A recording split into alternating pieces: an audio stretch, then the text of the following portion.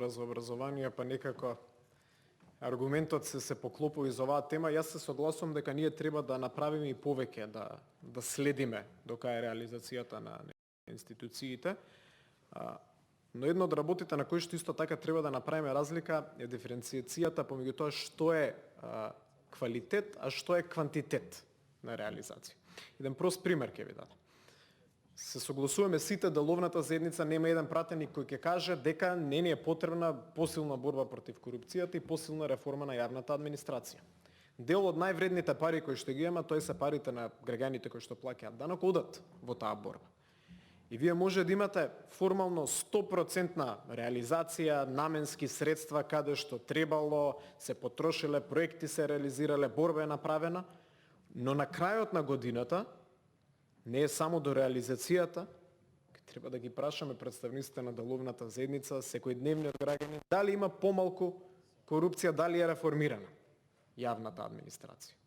И тука мерењето на тоа прашање, односно на перцепцијата, но и на реалноста во институциите е многу тешко, а одат многу пари на нашите сограѓани.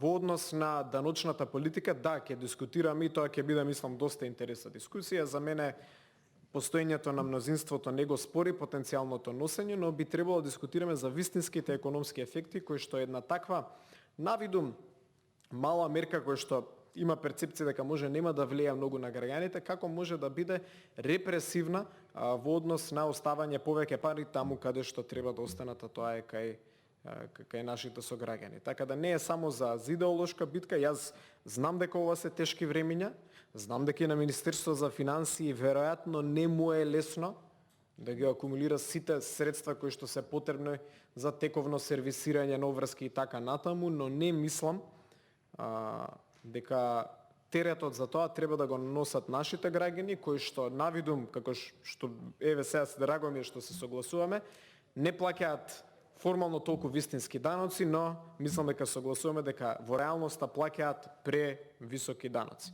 Дури јас, еве, ако има подготвеност, кога малце ќе се намали продукцијата на норми во оваа комисија, можеме ние да отвориме една јавна расправа, една јавна дебата, да поканиме експерти за севкупната даночна политика во Македонија.